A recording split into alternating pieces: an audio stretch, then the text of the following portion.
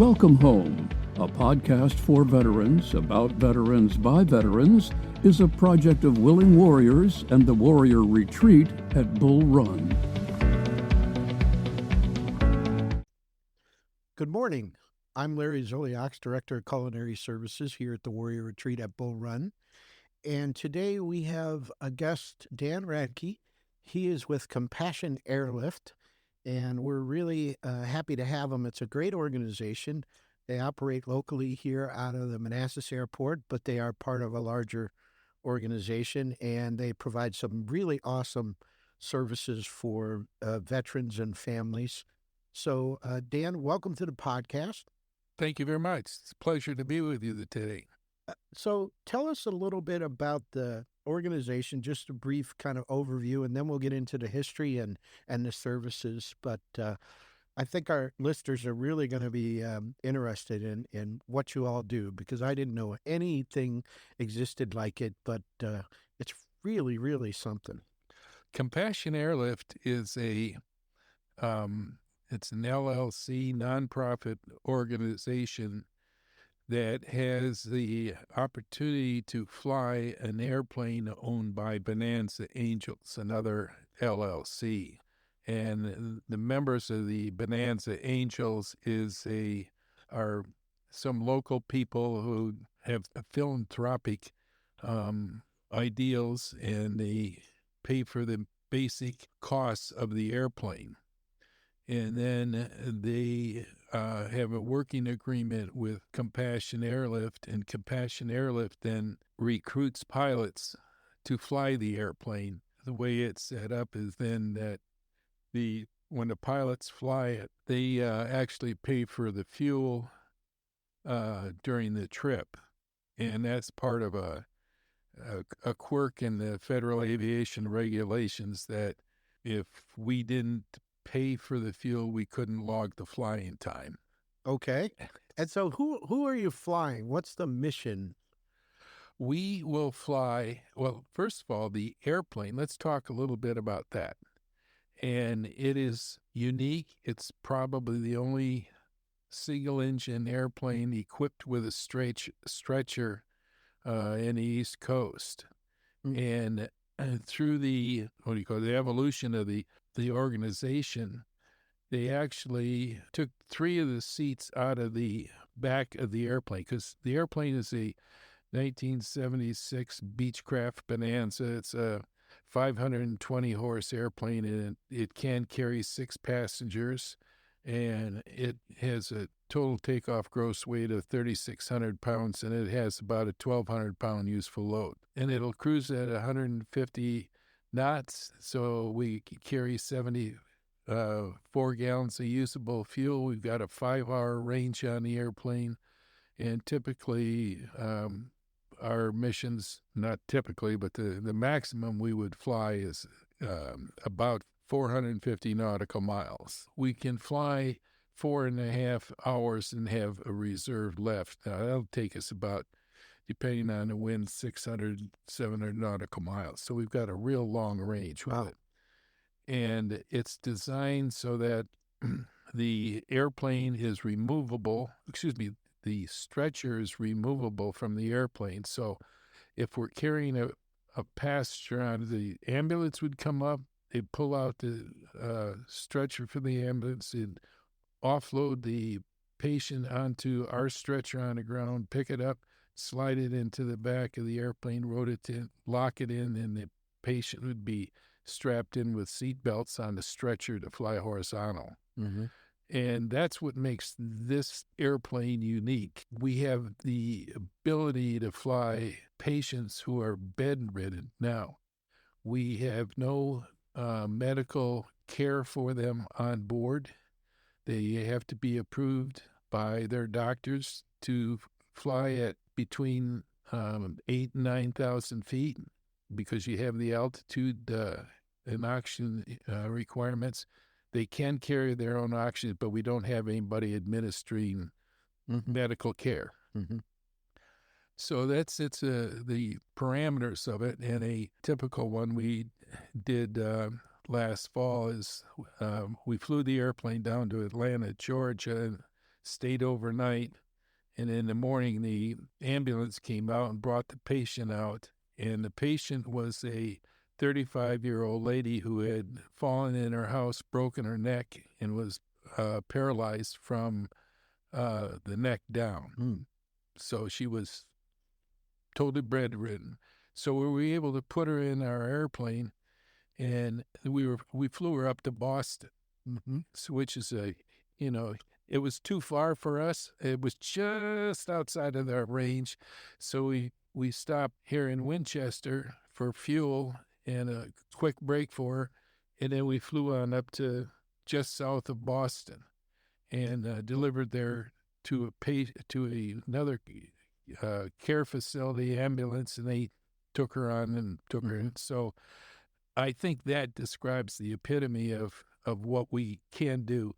And this is all free for the patient, which is, really, really unique. And the pilots, like I said, pay for the fuel, and we donate our time and that. So it's really, really kind of a rewarding thing to do. That is kind of typical of it. Now, we do have the capability of taking that stretcher mechanism out, and we can reinstall standard seats and turn it into a 6-passenger aircraft. So if we have somebody who is wants to fly, or if it's parents and 2 children, the small children, they can fit in there. So we can fly 6 people. Now, keep in mind that 2 of those people are the pilot and the co-pilot.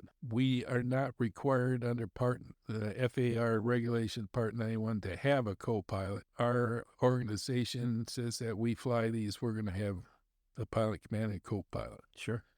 So that's kind of an overview. So the aircraft itself is a Bonanza. The Beechcraft Bonanza. Okay, so that's where the organization that owned the plane got the name. Yeah. Okay, I thought it had something to do with the TV show. So, okay, I'm straight there. Where I really found this interesting is that there are veterans out there that need treatment, either here at Walter Reed or at other facilities around the country. So I can think of McGuire VA Hospital in Richmond or out in Martinsburg. And depending on the situation, they could reach out to you for transportation for them and, say, a spouse to the facility here locally. Correct. How would they arrange that? What's the best way for them to get in touch with you?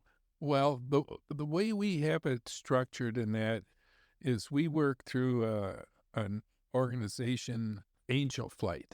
And Angel Flight is a nationwide organization of nonprofit organizations like Compassion Airlift. There's the PALS organization, and there's a Lifeline Pilots, but a lot of them are just Angel Flights, and they operate in a district. Like we have a Angel Flight East in North Philadelphia, Angel Flight Mid-Atlantic in Norfolk, Angel Flight Southeast in Atlanta. So these Angel Flight organizations then screen the patients, and then they advise us when they have one. Now, if we would be more than happy to fly the military people around. To be quite honest, the easiest way for them to get in touch is you've got our contact information, give us a call, and then what we do is we direct them to contact somebody to set up the flight, because we individually and at Compassion Airlift do not do any screening of patients' need, qualifications, and things like that. But if you contact us, we can contact Angel Flight, make the connection, and say, take in charge of this, do what you need to do, but we want to fly them. So we'll have that contact information in the notes of the podcast for sure.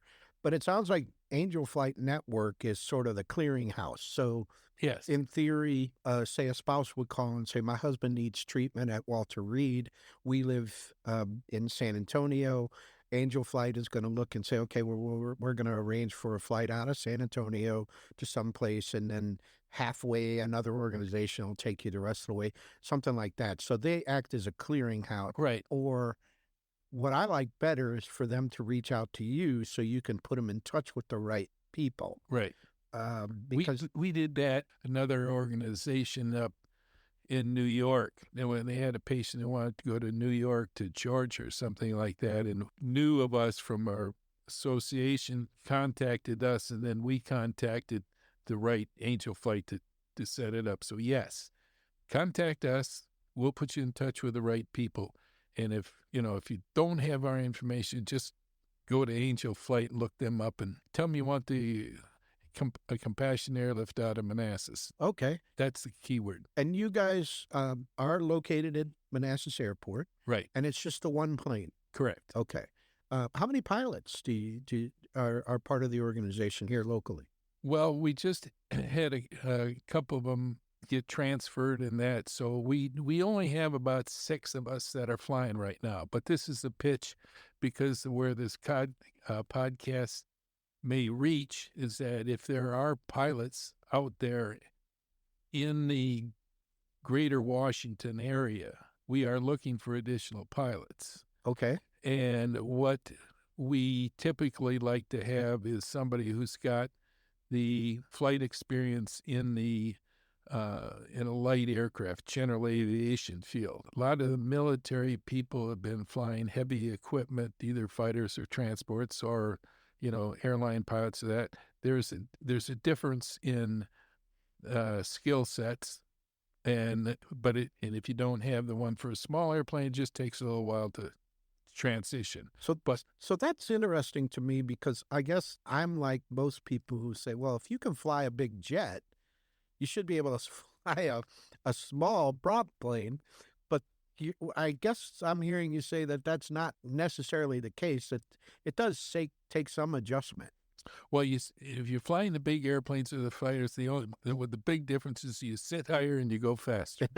Okay. But as far as the aerodynamics of flying, if you fly one, you can transition in it. But there is it takes a little adjustment. It's like going from a race car to a a Mazda. yeah. Okay.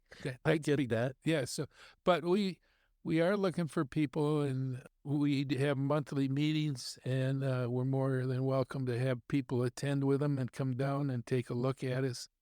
And then we send you or put you through a training for this particular airplane and how it works, and all the new instruments and computers and touch screens and all that stuff that's changing now.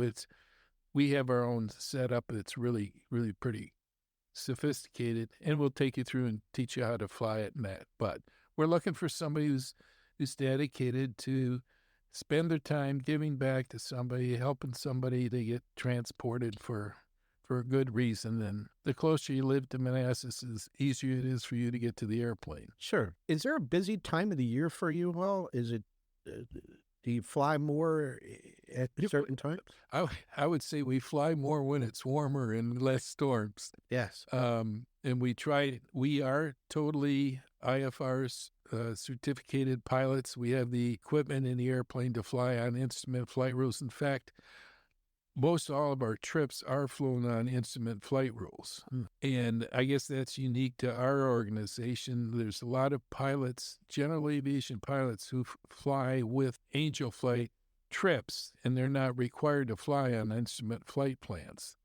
But it's just part of our policy. So for our listeners, though, what that means is that if they're not rated for instrument flying, then they can only fly in good weather? Yeah. Okay. So the good weather pilots and weather pilots. Yeah. Okay. All right. So a lot of it comes around too on our trips that we fly. Is we can't always predict the weather to be good where the whole length of the trip. Sure. We have our own requirements as to, our limits of what we can do and things like that. So obviously if you get a big front coming through, you're not going to fly. Right. If it's too cold, you got to be careful. Icing. Yeah, we don't fly in ice. Yeah. Yeah. And it's just, we don't have the systems on the airplane to fly. Yeah. So we don't do that. So most of our flying is done in the warmer weather. And it's just like, we're experiencing now with a snowstorm that came through. And when it's below freezing and that, then you're working at snow and you're looking at ice and shoveling and all that. And that's not a risk factor that we want to take. So it's mainly March through October, most likely. Yeah. But, we got a lot of fine weather in the winter. Yeah, that's true. You never know. Right. Yeah. So we don't do that, but we would fly a lot more if we had more pilots. So that's unique. So well, hopefully there's some pilots here locally that are listening, because it's a wonderful cause. I mean, I'm sure you come in contact with some really nice people that are just having, real problems in their life that need help with. It's amazing the things that people are experiencing, and we get a little diagnosis or a little description of what it is, and a lot of times I have to take and look it up in Google and find out what they're really experiencing. But we've got irreversible kidney cancer and things like that. We're transporting people to the Kettering Cancer Institute in New York City. So we fly into Teterboro. Oh yeah. And for your audience who don't know Teterboro, it's one of the busier general aviation airports going in and out of New York City. Yeah, it's in New Jersey. Right. And it's probably just as busy with small aircraft as Newark is with big aircraft. Yeah. Where else do you take them mostly? Up there? Well, we transport people all over the U.S. And because of our stretcher affiliation, we now are starting to get outreaches from other people who need it, where somebody's in an automobile accident and he can't sit up in an airplane and things like that. But we have taken and had requests to take somebody from Georgia to Texas, and you mentioned earlier about doing kind of a tag team effort on it. And we do that where we'll set up a mission, and I'll pick up a patient from Teterboro and take them to Hagerstown, Maryland, and somebody will pick them up from there and take them down to Berkeley, West Virginia. And there's a lot of these two legs where they're meeting pilots with different organizations. Yeah. And that's one of the things that Angel Flight does. So then the people get together and they work out that chain. All the different legs of the route. Wow. But we primarily work on the east of the Mississippi. Right, right. And like I said, a 700-mile flight gets us a pretty long ways. Yeah, right. From here, that's past Atlanta. It's one of those things that we are looking carefully at as to what we can serve in that. And we have, like I said, the ability to take people who don't need the stretcher, and we've done that. So if they've got a caregiver, we say, okay, we've got a stretcher here. We got a person here. Is somebody willing to lie down on a stretcher for the flight? But they can sit up during the flight. They just have to buckle in, take off and landing. I tell you, both flights, I wouldn't mind lying down on them. And people pay a lot of money to lie down on a flight. Yeah. So, or they fall asleep in a seat anyway. Yeah. So. But that's really unique, and it's just really, really interesting to see who we transport and for what reason we're transporting them, and then if we're bringing them back home, and this 7 and 8 year old kids run out of the terminals to greet mom and dad coming back from a treatment. Yes, it's really heartwarming to be able to do that for them. Wow, especially since it's all free for them. Yeah. Yeah. Well, that's just wonderful. Well, hopefully we've got some pilots out there who will reach out to you and say, hey, I live locally and I would like to help and learn more about the organization. If anybody's interested in reaching out to Compassion Airlift, the contact information is in the show notes. Take a look at that. Dan, I really appreciate you taking the time to come out and tell us about Compassion Airlift and what a unique and really important organization it is. Is there a way for people to donate to support your organization on a webpage? Sure.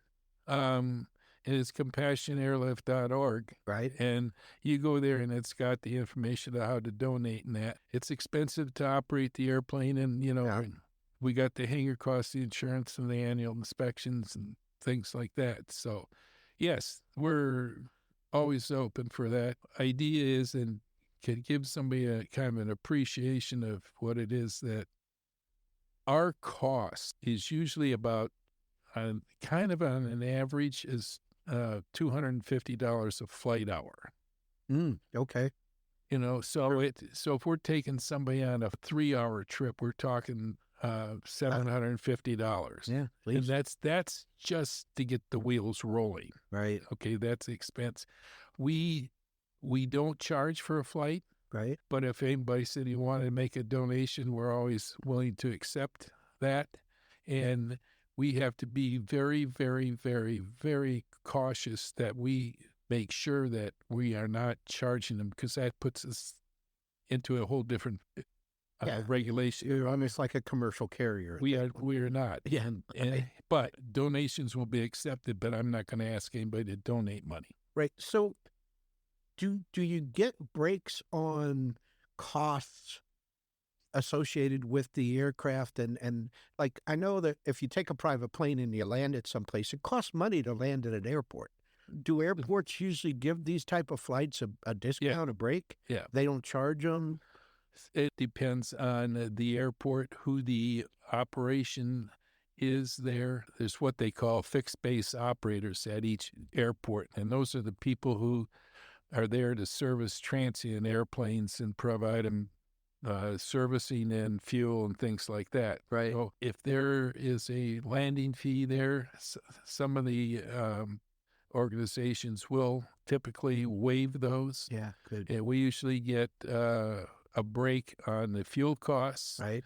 And, the fuel costs have been all over the place. But right now, aviation fuel for our airplanes is running anywhere from $6 to $8 or $9 or $10, depending on the airport. So I buy fuel at Bonanza's, and it's a lot cheaper than if I buy it at Dulles. Oh, yeah. So what does it cost to fill the plane up? Well, it's 74 gallons. Our rate, what I pay for my hourly fuel rate is $100 an hour, and that's 15 gallons. So it's $6. It's $90 for fuel. Right. So it if you fill it up with 74 gallons of fuel, and to keep it simple, that's $980 for a tank of fuel. Wow. Yeah. So people shouldn't be complaining what it costs to fill their car up. Yeah. So, wow. Okay. Well, that's good to know that people are aware of what you're doing out there, and they're trying to help as much as they can. That's great. And I'd just like to also just clarify is that, we service all kinds of people. Sure. And in that, I mean, they don't have to be totally medically destitute. You mentioned earlier about some military people. We very interested, very willing to provide transportation. People are going, and especially like your organization here. Mm-hmm. If you're bringing people in, need a ride in, we'd be happy to give them a ride. Yeah. But our thing is that we're limited on how many we can bring in one trip. Sure. For our listeners, really, if you can, reach out, visit the webpage and donate if you can. Help support them. They're an amazing organization. Again, Dan, thank you for coming out and telling us all about it. Well, it's a pleasure. I always enjoy coming out and seeing you folks. So we will have another episode drop next Monday morning at 5 a.m. If you have any questions or suggestions, you can reach us at podcast@willingwarriors.org. Until then, take care. The Welcome Home podcast is brought to you by Willing Warriors, a nonprofit organization serving active duty service members and veterans since 2012. To learn more, please visit our webpage at willingwarriors.org.